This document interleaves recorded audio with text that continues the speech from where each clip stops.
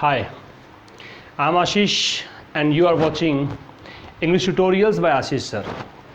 देखिए दोस्तों, टॉपिक्स के बारे में तो आप पहले से भी जानते हैं। जो टॉपिक मैंने आज के लिए लिया है डिस्कशन के लिए, कंडीशनल सेंटेंसेस, निश्चित रूप से आपने बहुत पहले भी पढ़ा होगा, इसकी जानकारी पहले से भी होगी। लेकिन देखिए, मेरा जो उद्देश्य है वो ये है कि मैं किस प्रकार से टॉपिक को सिंपल कर दूं, किस तरीके से आप अच्छे से अप्रोच कर पाएँ और किस तरीके से आपको डिफ़िकल्टीज़ महसूस होना बंद हो जाए। जो भी टॉपिक पढ़ेंगे अपन, निश्चित रूप से मेरी पूरी कोशिश होगी कि आपको इतना सरल करके बताऊं टॉपिक को कि आपके कॉन्सेप्ट्स जो हैं वो क्लियर हों, ताकि हमें रटने की आवश्यकता ना पड़े। तो देखिए दोस्तों, हम शुरू करें आज का टॉपिक। क्या आप तैयार हैं?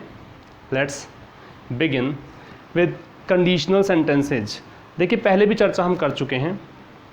हम चर्चा कर चुके हैं कितने टाइप्स के कंडीशनल सेंटेंस होते हैं, कंडीशनल सेंटेंस क्या होते हैं। आज के इस पार्ट में हम चर्चा करेंगे कि कैसे क्वेश्चंस एग्जाम में आएंगे और किस तरीके से हमें अप्रोच करना है। जैसा कि मैंने बताया कि 3 types of conditional sentences are there. First conditional sentence में क्या होता है, लेट्स से मैं ये कहूँ कि if it rains it will the plants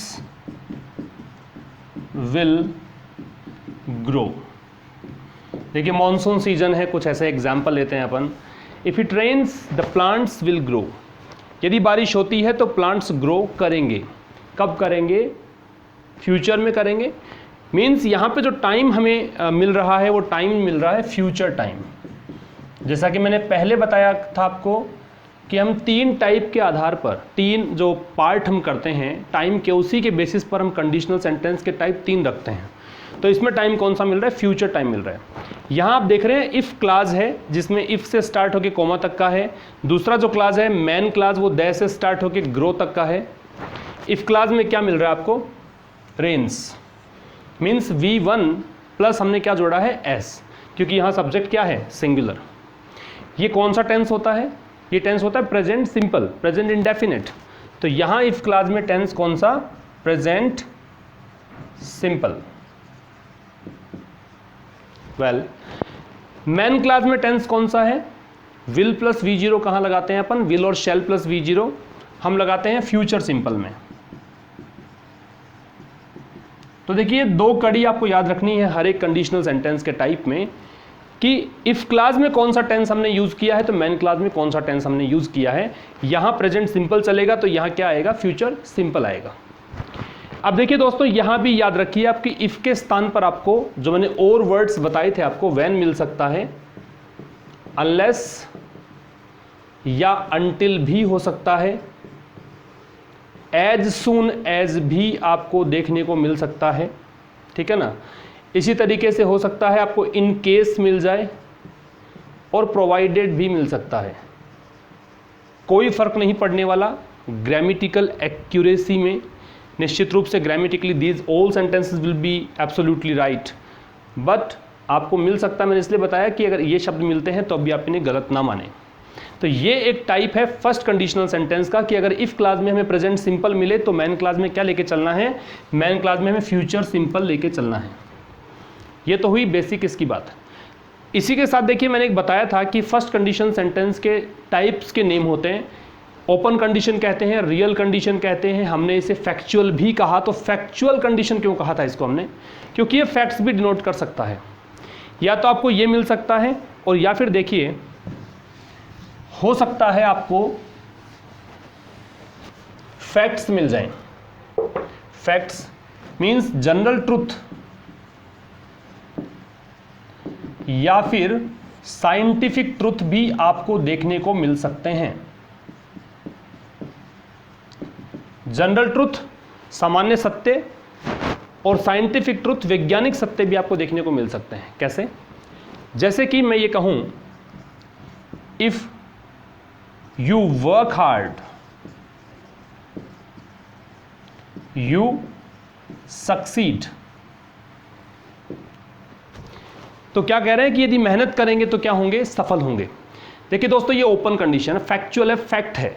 यदि मेहनत करेंगे तो हम सफल होंगे। ऐसा पास्ट में भी था, ऐसा फ्यूचर में भी है, ऐसा आज भी है। जब कभी भी हम मेहनत करना स्टार्ट करेंगे तो सफलता की संभावनाएं खुद ब खुद बढ़ने लग जाएगी, इसलिए हम इसे फैक्चुअल कंडीशन कहते हैं। और कौन सा ट्रुथ हो गया ये? जी हाँ, ये ट्रुथ हो गया जनरल ट्रुथ। साइंटिफिक ट्रुथ का एक एग्जाम्पल लेते हैं अपन, ये यहाँ डिनोट कर जनरल ट्रुथ को। साइंटिफिक ट्रुथ के लिए हम यूँ कहें, जैसे if we boil water above 100 degrees Celsius, it changes into vapor. Is it not right? If we boil water above 100 degrees Celsius, यदि इस टेम्परेचर से ऊपर हम गर्म करते हैं पानी को, उबालते हैं, बॉईल करते हैं पानी को, तो किस में चेंज होता है? वेपर में। वेपर क्या? स्टीम, वाष्प, वाष्प में चेंज होता है। ये क्या हुआ? साइंटिफिक ट्रुथ हुआ। तो देखिए इसमें क्या देख रहे हैं अपन, इफ क्लास में जो टेंस है वही आपको मैन क्लास में देखने को मिल रहा है। कौन सा टेंस यूज कर रहे हैं जरा सोचिए। जी हाँ, ये वही टेंस है जो मैं बताया था मैंने आपको इफ क्लास में, प्रेजेंट सिंपल, प्रेजेंट इंडेफिनिट। तो इस तरह की कंडीशन जहां आपको जनरल ट्रूथ मिले, जहां आपको साइंटिफिक ट्रूथ मिले, वहां बिल्कुल पॉसिबल है कि आपको दोनों तरफ एक ही टेंस मिले। और वो टेंस कौन सा होगा? वो टेंस होगा प्रेजेंट सिंपल। तो यहाँ प्रेजेंट सिंपल, यहाँ भी प्रेजेंट सिंपल, ये भी प्रेजेंट सिंपल है, तो यहाँ भी प्रेजेंट सिंपल है। Got it? One more thing I would like to discuss here, succeed. आप में से कुछ हो सकता है कंफ्यूज हो जाए, सक्सीड आएगा, सक्सेस आएगा, what do we have to use? Success दोस्तों नाउन है, सक्सीड यहाँ एक वर्ब है। यहाँ हमें वर्ब की आवश्यकता थी, मैंने सक्सीड यूज किया। यहाँ पहले से वर्ब होती और नाउन की आवश्यकता होती तो क्या यूज करते? सक्सेज। तो ये आपके फर्स्ट कंडीशनल सेंटेंस का दूसरा हिस्सा है। एक ट्विस्ट होता है देखिए दोस्तों इसमें, you might have heard somewhere, और मैं भी उस बात से एग्री करता हूं कि इफ क्लास में मॉडल्स का प्रयोग नहीं होता है। पढ़ा होगा ना आपने, इफ क्लास में मॉडल्स का प्रयोग नहीं होता है। जी एब्सोल्युटली राइट, लेकिन एक मॉडल है जो इसमें आप शामिल कर सकते हैं। वो कौन सा मॉडल है? देखिए, यदि मैं सेंटेंस को कुछ इस तरह से लिखूं, देखिए दोस्तों मेरे मिटाने से पहले आप इसको पॉज करके वीडियो को सब कुछ लिख सकते हैं, नोट करना चाहें, that would be beneficial for you in future. यदि मैं ये कहूं,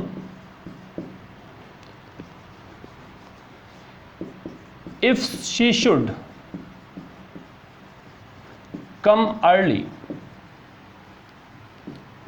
she will get a comfortable seat. If she should come early, she will get a comfortable seat. अब यहाँ आप ये मत मानिए कि ये गलत है, ये गलत नहीं है दोस्तों, ये बिल्कुल सही है। शुड आप अलाउ कर सकते हैं, ये एकमात्र ऐसा मॉडल है जो इफ क्लास में अलाउ हो सकता है।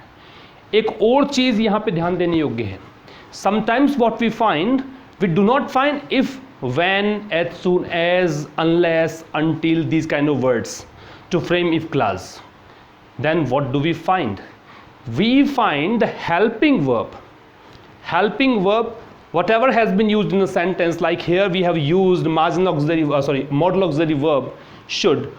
उस शुड को आप बाहर निकाल लीजिए, उस हेल्पिंग वर्ब को बाहर निकाल लीजिए। ग्रामेटिकल प्रोसेस में ये जो चीज़ें हैं क्या कहलाती हैं? ये कहलाती हैं इन्वर्जन। यस, ये क्वेश्चन भी बहुत इंपॉर्टेंट है, आपके एग्जाम्स में आता है क्वेश्चन, वेरी मच इंपॉर्टेंट। ध्यान रखिएगा, नोट करिएगा वीडियो को पॉज करके। इन्वर्जन के क्वेश्चंस आपके एग्जाम में आते हैं। इन्वर्जन का मतलब मैंने क्या बताया कि वर्ब का प्रयोग कहाँ करना है? सब्जेक्ट से पहले। तो ये सेंटेंस कुछ ऐसा भी बन सकता था कि यहाँ हम इफ को अलाउ नहीं करते और सेंटेंस लिखते should she come early she will get A comfortable seat. It is absolutely right. तो देखिए दोस्तों, तीन चीज़ों के बारे में मैंने बात की। इफ क्लास में प्रेजेंट सिंपल, मैन क्लास में फ्यूचर सिंपल। नंबर 2 पे मैंने कहा जनरल ट्रूथ और साइंटिफिक ट्रूथ होने पर क्या? दोनों तरफ प्रेजेंट सिंपल। नंबर 3 पे मैंने क्या कहा? नंबर 3 मैंने बताया इन्वर्जन हो सकता है, फर्स्ट कंडीशनल सेंटेंस का इन्वर्जन, इसके अलावा और किसी कंडीशन में नहीं। आप किसी मैन वर्ब से इन्वर्जन नहीं कर सकते, आप इन्वर्जन कर सकते हैं हेल्पिंग वर्ब से। Got it? तो ये हुआ फर्स्ट कंडीशनल सेंटेंस। अब क्वेश्चन ये है कि कैसा प्रश्न एग्जाम में बनने लायक है, तो देखिए वो भी देख लेते हैं। क्वेश्चन कुछ ऐसा बन सकता है, एग्जाम पैटर्न की बात करें अपन, if Rahul will works hard, he will surely get success. अब यहां दोस्तों सक्सेस है वो एक नाउन है, क्योंकि already we have used get as verb. Got it. अब यहां देखिए इस प्रकार का क्वेश्चन एग्जाम में आए, और चूंकि मैंने बताया था आपको कि या तो कॉमन एरर से आएगा या सेंटेंस इंप्रूवमेंट से आएगा, आपको याद होगा, तो मैं इसको कॉमन एरर के सेगमेंट में चेंज कर देता हूं। ये आपके 3 हिस्से मैंने किए, और एक अंतिम पार्ट नो एरर जो हमें मिलता है नंबर 4 पे। अब मैं कहूं कि कौन सा सेक्शन रॉन्ग है, आप समझ गए होंगे। सेक्शन जो यहाँ पे रॉन्ग है वो सेक्शन है विल वाला। नंबर 1 जो पार्ट है वो गलत है। क्यों गलत है आपको पता लग गया होगा। Everything is all right, everything is in its place. किस चीज़ के अतिरिक्त, इसके अलावा। यदि विल नहीं होता तो सब कुछ ठीक है, इफ है, प्रेजेंट सिंपल है, आगे वाले में फ्यूचर सिंपल है, लेकिन विल आ गया, it means the part will have an error. Getting. अब यहां एक कंक्लूजन इन्फर होता है दोस्तों कि फर्स्ट कंडीशनल सेंटेंस में यदि क्वेश्चन एग्जाम में पूछते हैं आपसे, तो सबसे पहले तो आप ये देख लीजिए कि दिया गया सेंटेंस कंडीशनल है। इसके लिए पहले वाला वीडियो देख लीजिए आप, मैंने वहाँ तरीका बताया है कैसे कंडीशनल सेंटेंस को आप रिकग्नाइज कर सकते हैं, कैसे डिफ्रेंशिएट कर सकते हैं कंडीशनल सेंटेंस और जनरल सेंटेंस जो सामान्य सेंटेंसेज हैं उनमें। उसके बाद अगर आपको लगता है कि दिया गया सेंटेंस कंडीशनल है, then it becomes very easy, very very easy. अब यहाँ आप एक कंक्लूजन इन्फर करते हैं, ये मैं नोट लगा के लिख देता हूँ आपके लिए, आप नोट कर सकते हैं नोटबुक में। इफ क्लास में आपको विल, शैल, कैन में ये सब नहीं मिलना चाहिए। यदि मिले तो आप देखते ही गलत कर दीजिए। ये एक शॉर्ट ट्रिक हो गई आपके लिए। फर्स्ट थिंग आपको देखना पड़ेगा कंडीशनल है। दूसरी चीज़ अगर कंडीशनल है तो आपको इफ क्लास में मैं फिर से रिपीट कर दूं, इफ क्लास में इफ के स्थान पर और words, when, as soon as, unless, until, provided, in case, this kind of words मिल सकते हैं आपको। This kind of words may be used in sentence, but यहां मैंने इफ एग्जांपल लिया है क्योंकि मैंने इफ यहां पे यूज किया है, तो इफ क्लास में आपको ये सब नहीं मिलेंगे। ठीक है, ये आपकी फर्स्ट कंडीशनल सेंटेंस है। मूव करें सेकंड कंडीशनल की ओर, आशा करता हूं समझ में आ गया होगा। सेकंड कंडीशनल सेंटेंस देखिए दोस्तों कैसा है।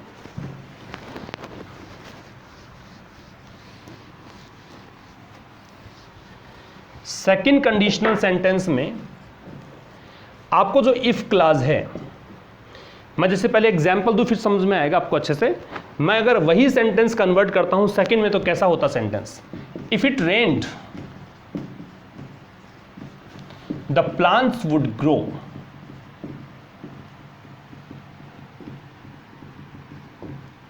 इस तरह का मिलता है आपको सेकंड कंडीशनल सेंटेंस। अब देखिए इसमें क्या किया है, इफ क्लास में कौन सा टेंस यूज किया है, V2 फॉर्म यूज की है, मीन्स आपने past simple tense, past indefinite use किया है।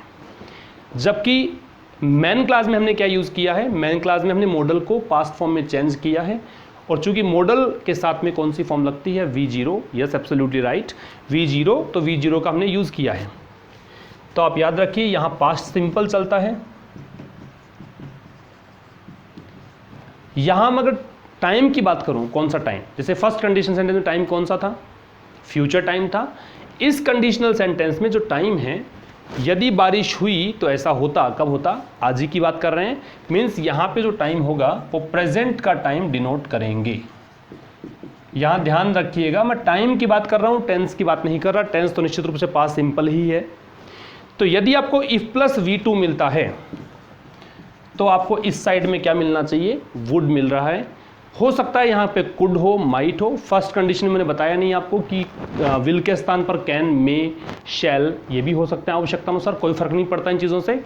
यहाँ भी वुड के स्थान पर कुड भी हो सकता है, माइट भी हो सकता है, शुड भी हो सकता है। As per requirement you can use anything. तो ये आपका सेकेंड कंडीशनल सेंटेंस समझ में आया आपको। फर्स्ट कंडीशनल सेंटेंस को ही मैंने सेकेंड में कन्वर्ट इसलिए किया है, ज़्यादा बेहतर समझ में आएगा। करेक्ट। अब देखिए यहां एक ट्विस्ट क्या हो सकता है।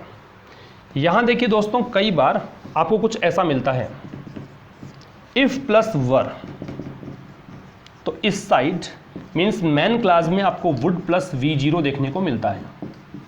यह भी इसी का पार्ट है सेकंड कंडीशनल सेंटेंस का। ऐसा कैसे, सेकंड कंडीशनल सेंटेंस का पार्ट इसलिए है दोस्तों क्योंकि यहां पे वर आ रहा है, जो कि वर किसकी सेकंड फॉर्म होती है, बी की सेकंड फॉर्म होती है। लेकिन चूंकि हम कंडीशनल सेंटेंसेस की बात कर रहे हैं तो वॉज और वर जो दोनों सेकंड फॉर्म है वहां पे से हम केवल पिक किसको करते हैं, केवल वर को पिक करते हैं, वॉज को नहीं करते। लेकिन मैं बताऊंगा आपको कि सेकंड कंडीशनल सेंटेंस में हम वॉज का भी इस्तेमाल कर सकते हैं। हाल फिलहाल आप याद रखिए, इफ प्लस वर होने पर वुड प्लस V0 यूज करना है। अब की बार आपको मेन क्लास में वुड ही यूज करना है, बाकी की सहायता नहीं लेनी है। Got it. अब जैसे मैं कहूं if I were a player I would play cricket, तो ये वो सेंटेंस हुआ जो वर्ब की मदद से बन सकता है। This is called imagination. मैंने कहा था आपसे unreal condition, imaginary condition, hypothetical condition, all these words indicate towards a single thing. What we have to do, we have to imagine something in second conditional sentence. This is called imagination. यदि मैं player होता तो क्या करता, I would play cricket, मैं cricket खेलता। समझ में आ रहा है आपको? यदि मैं क्रिकेटर होता, यदि मैं प्लेयर होता तो मैं क्रिकेट खेलता। तो ये मेरा इमेजिनेशन में चल रहा है, ये मेरी कल्पनाओं में है, ऐसा है नहीं, ये एग्जिस्ट नहीं करती चीज़ें। तो ये इमेजिनेशन, हाइपोथेटिकल, अनरियल या अनफुलफिल्ड कंडीशन और प्रेजेंट टेंस मैंने चर्चा की थी फर्स्ट पार्ट में। इस तरह की चीज़ों को आप कहते हैं सेकंड कंडीशनल सेंटेंस। एग्जैक्टली। अब देखिए यहाँ मैंने कहा था इन्वर्जन, तो इन्वर्जन आप किससे बनाएंगे, ज़रा सोचिए, इन्वर्जन हम किससे बनाएंगे, यस वर, जो हेल्पिंग वर्ब है उसी को बाहर निकाल लीजिए, इन्वर्जन बन जाएगा। क्या बनेगा sentence, were I a player I would play cricket. Yes, were I a player I would play cricket. उस स्थिति में if, when, as soon as इन शब्दों का यूज नहीं होता है, तो ये इन्वर्जन भी मिल सकता है आपको एग्जाम में। अब मैंने आपसे कहा कि यहां वर के स्थान पे वॉज भी आ सकता है। कैसे कैसे आ सकता है, क्या आपने सुना है, सुना होगा, पढ़ा होगा, निश्चित रूप से आ सकता है। लोग कहते हैं कि वर ही आता है, वॉज नहीं आता, वो भी सही है। हम कह रहे हैं वॉज भी आ सकता है, हम भी सही हैं, दोनों चीज़ें सही है। यहाँ इंपॉर्टेंट चीज़ क्या है, आप देखिए वर के बाद में किसका इस्तेमाल हमने किया है। यहाँ वर के बाद में हमने जो चीज़ यूज़ की है वो हमारा इमेजिनेशन यूज़ किया है, वो हमारा इमेजिनरी पार्ट हमने यूज़ किया है कि यदि मैं प्लेयर होता तो प्लेयर मेरे इमेजिनेशन में चल रहा है कि मैं यदि ऐसा होता तो ऐसा करता। यदि दोस्तों यहाँ पैसिव फॉर्म का यूज़ करते, जैसे मैं कुछ आपको बताऊं कि 3 types of questions can be asked based on second type. कैसे, उन क्वेश्चन से समझ में आपको आ जाएगा कि वास्तव में किस प्रकार से वॉज भी आ सकता है। देखिए मैं 3 क्वेश्चन चर्चा करता हूं, आप वीडियो को पॉज करके वो तीनों क्वेश्चंस नोट करिएगा। Very important one, definitely exams में आपको दिखेंगे वो क्वेश्चंस। ऐसे क्वेश्चंस हैं, number 1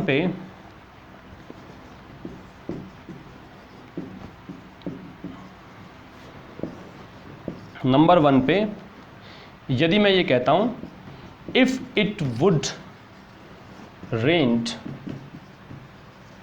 the plants would grow, ये फर्स्ट क्वेश्चन है। ये मैंने कहा 1 नंबर है, ये 2 है, ये 3 है, और एक अंतिम पार्ट मैंने किया नंबर 4, नो एरर।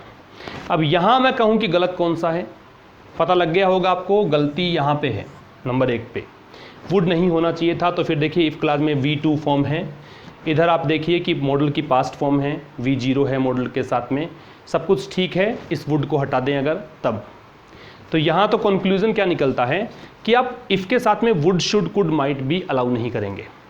शुड मैंने अलाउ किया था, would, could and might, sorry would, could and might allow नहीं करेंगे। नंबर 2, जैसा कि मैंने कहा वर वाला सेक्शन, यदि मैं कहता हूँ if he was a teacher he would love to teach English। अब देखिए मैं कहूं कि ये 1 नंबर है, ये नंबर 2 है, ये नंबर 3 है, और एक पार्ट हमने किया नो एरर नंबर 4। अब देखिए यहाँ पे मैंने क्या कहा था कि इमेजिनरी पार्ट जहाँ चलता है वहाँ किसका इस्तेमाल होना चाहिए, वहाँ इस्तेमाल होना चाहिए वर का। हमने किसका इस्तेमाल किया है, वॉज का, इसलिए यहाँ पे ये गलत है। यहाँ वर ही लगेगा क्योंकि आप देख पा रहे हैं कि यहाँ पे इमेजिनरी पार्ट है, न कि पैसिव वॉइस नहीं है। नंबर 3, अगर मैं ये कहता हूं if she were scolded she would not come here again. अब यदि मैं कहता हूं ये नंबर 1 है, ये नंबर 2 है, ये नंबर 3 है, फिर से दोस्तों नंबर 1 में गलती है, जो नंबर 1 पार्ट है उसमें एरर है। एरर ये है कि यहाँ आपकी बार वॉज आना चाहिए। देखिए दोस्तों, बहुत अच्छे से समझ में आ गया, माइन्यूट डिफरेंस यहाँ पे है। यहाँ आपको देखना है काल्पनिक पद है, यहाँ इमेजिनरी पार्ट नहीं है, यहाँ पे वर्ब है। तो जब कभी वर्ब का प्रयोग होता है तब हमें क्या करना है, तब तो हमें आवश्यकता अनुसार वॉज या वर लगाना। शी में हम जनरली क्या लगाते हैं, वॉज लगाते हैं, तो वॉज का ही हमने प्रयोग करेंगे यहाँ पे।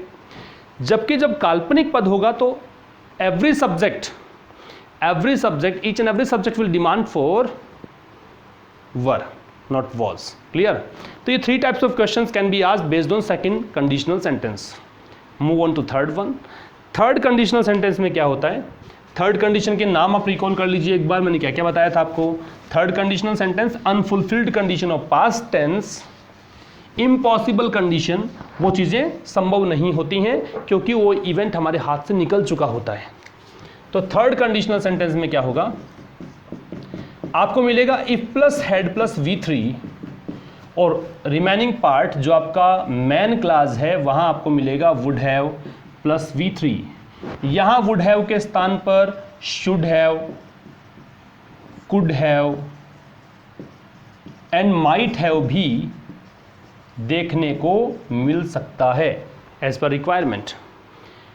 सेम सेंटेंस अगर हम कन्वर्ट करें, मैं देखिए सेम सेंटेंस ले रहा हूं कि ज़्यादा आसानी से समझ में आपको आएगा। यदि सेम सेंटेंस को कन्वर्ट करें जो हमने अभी तक एग्जाम्पल के लिए लिया है, if it had rained, if it had rained the plants would have grown. If it had rained the plants would have grown. ये कंडीशनल सेंटेंस इम्पॉसिबल क्यों है? यदि बारिश हुई होती, किस में जा रहे हैं हम, पास्ट में जा रहे हैं, तो क्या हुआ होता, तो प्लांट्स ग्रो हो गए होते। मीन्स अब वो स्थितियां सामने नहीं हैं, वो बारिश की सिचुएशन, वो प्लांट्स के ग्रो होने की सिचुएशन वो पास्ट में जा चुकी हैं, इसलिए दिस इज कॉल्ड इम्पॉसिबल। तो ये कंडीशनल सेंटेंस हुआ third conditional sentence, unfulfilled condition of future past tense and impossible condition. Okay, यहाँ हम टेंस की बात करें कि कौन सा टेंस यहाँ पे टाइम कौन सा यूज़ हुआ है। फर्स्ट कंडीशनल सेंटेंस में हमने क्या यूज़ किया था, वहाँ हमने देखा था कि वहाँ फ्यूचर टाइम की बात कर रहे थे। सेकंड कंडीशन में क्या बात कर रहे थे, सेकंड में हम बात कर रहे थे प्रेजेंट टाइम की, and here we talk about past time. ये जो थर्ड कंडीशनल सेंटेंस है यहाँ पे टाइम जो है पास्ट का है, कि ऐसा हो गया होता, कब, पास्ट में हो गया होता। ये थर्ड कंडीशनल सेंटेंस है। और फिर से मेरा क्वेश्चन आपसे कि यहाँ इन्वर्जन किससे बनाएंगे, जस्ट सोचिए किससे बनाएंगे। यस, यहाँ हम निकालेंगे, हेड को बाहर निकाल देंगे, कंडीशनल सेंटेंस जो है वो इन्वर्जन में चला जाएगा और वो भी सही होगा। तो ये दोस्तों 3 कंडीशनल सेंटेंसेस आपके एग्जाम में जनरली पूछे जाते हैं। अब मैं आपसे ये कहूँ कि जितना मैंने बताया है आपको, जितना मैंने एक्सप्लेन किया है, वो हमें 5 या 4 बिंदुओं में समेट दूँ, बेहतर होगा। करें स्टार्ट। देखिए,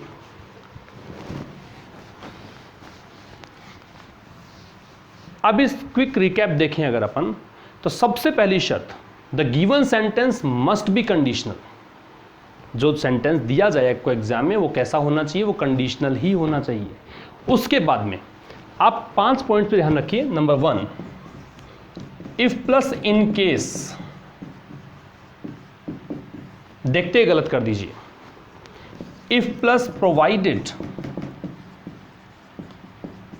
आप देखते ही गलत कर दीजिए। क्यों? क्योंकि मैंने कहा था कि इफ क्लास में इनमें से कोई एक शब्द होगा, दोनों चीजें simultaneously can not be used. Yes my dear students, they can not be use simultaneously, साथ में यूज नहीं होंगे। जिनका काम एक जैसा है साथ में क्या करेंगे आके, इसलिए ये दोनों चीजें साथ में यूज नहीं करनी है। Okay, number 3, if plus will, shall, can and may, ये सब आपको नहीं मिलना चाहिए। Number 4, if plus would, could and might, ये आपको नहीं मिलना चाहिए। And number 5 and very important one, मैंने डिस्कस नहीं किया, इसलिए नहीं किया, कंजक्शन पढ़ाऊंगा तो मैं डिस्कस करूंगा इसको विस्तार से। अनलेस अनटिल अगर स्टार्ट में होता है तो देखिए, since they are negative words, that is why we can not add not with them in the class. जिसमें आपको मिलता है अनलेस अनटिल, वहां पे हम क्या यूज नहीं कर सकते, नोट का इस्तेमाल हम नहीं कर सकते हैं, क्योंकि खुद नेगेटिव वर्ड्स हैं। ओके, यहां थोड़ा सा ध्यान रखिएगा, इफ के अतिरिक्त और कोई वर्ड्स भी हो सकते हैं, ये चीजें आपको नहीं मिलेंगी। तो ये 5 पॉइंट्स आप ध्यान रखिए। ये मेरा दावा है विद्यार्थियों, ये आपसे मेरा दावा है कि 90% क्वेश्चंस, 95% क्वेश्चंस जो कंडीशनल सेंटेंस के आते हैं वो इन 5 पॉइंट से बाहर नहीं आएंगे। लेकिन सबसे पहली बात, आपको इसके लिए पहले वाला वीडियो देखना पड़ेगा। उसमें आप देखिए कि कंडीशनल सेंटेंस की हम पहचान कैसे कर सकते हैं। Once you begin to recognize whether the given sentence is conditional or a simple sentence, then definitely you must memorize these words. You must bear in mind these words. Once you bear these words in your mind, your work is done. सब कुछ complete हो जाएगा, फिर conditional sentence आपको अच्छे से आ जाएगा। आशा करता हूँ अच्छे समझ में आया होगा। अगला टॉपिक, एक नया टॉपिक लेके मैं आपके सामने आऊँगा। आप देखते रहिए, सपोर्ट करते रहिए।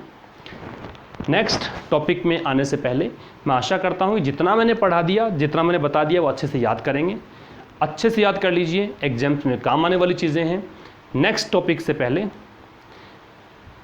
आप ये ध्यान रखिए कि जो वीडियोस मैंने अपलोड किए हैं वो सारे वीडियोस एक कॉम्पिटिटिव एग्ज़ाम के लिए, एक एस्पिरेंट के लिए, जो विद्यार्थी प्रतियोगी विद्यार्थी है, जो विद्यार्थी एग्ज़ाम की तैयारी कर रहा है, उसके लिए बेहद महत्वपूर्ण है।